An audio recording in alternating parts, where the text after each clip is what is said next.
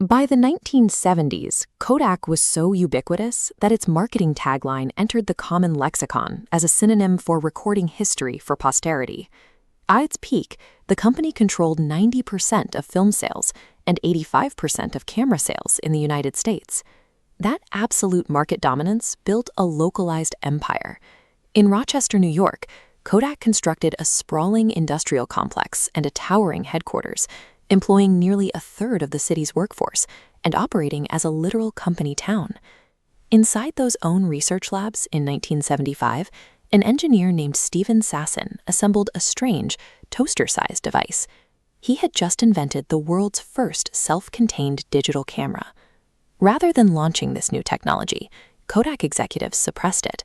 The device recorded images to a cassette tape without requiring chemical processing or physical film, making it an immediate internal threat to their most profitable product line.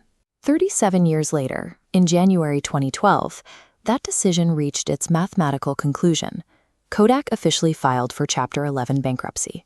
How does an invincible monopoly fund the research that invents the exact technology defining the future, only to let that same technology destroy them? To understand that decision, we have to look at the foundation of the company. In 1888, founder George Eastman released the first Kodak camera with a simple promise: you press the button, we do the rest.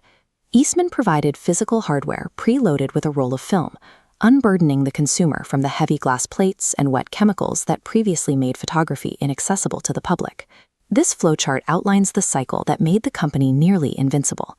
Kodak sold the actual camera at a remarkably low cost. That initial purchase locked the consumer into an endless loop of buying high-margin film rolls and paying for chemical processing. The profits from this consumable film funded massive technological expansion. Kodak supplied the specialized emulsions used in medical X-rays, the first probes to map the lunar surface, and the radiation tests for the Manhattan Project. That extreme profitability created a structural trap. When Sasson presented his digital prototype, executives identified that it required zero film to operate.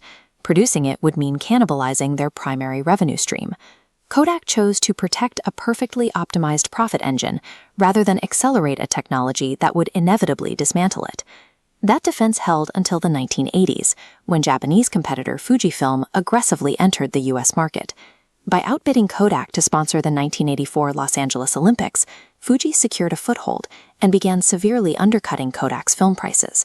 Facing actual competition, Kodak panicked. Instead of advancing their imaging technology, they spent billions trying to diversify into pharmaceutical companies and software systems. Both efforts rapidly bled cash. By the early 2000s, with their film margins collapsing, Kodak finally made an aggressive push into the digital market, launching the EasyShare digital camera line. But as this dual bar chart shows, the digital hardware market was a financial death trap. To compete with cheap electronics, Kodak sold their digital cameras at a loss. Without massive film margins to cover the deficit, they lost money on every unit. Right as they committed entirely to digital cameras, the cell phone and smartphone markets exploded, permanently collapsing consumer demand for dedicated digital cameras. By attempting to beat lean, hardware-focused electronics companies at their own game, without their historical film safety net, Kodak rapidly drained its remaining capital.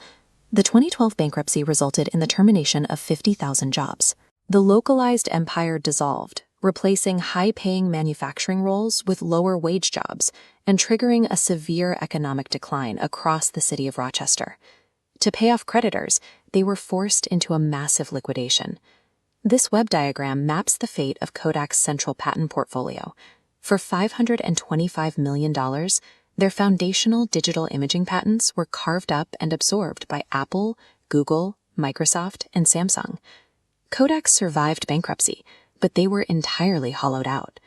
Today, they operate as a niche business-to-business technology company focused on commercial graphics and advanced printing chemicals. In a twist of irony, their legacy analog product is now experiencing a massive cultural revival. Driven by Hollywood purists and hobbyist photographers, physical celluloid film is once again in high demand. Kodak foresaw the digital transition decades before it happened. They collapsed because they were too successful at operating their original business model.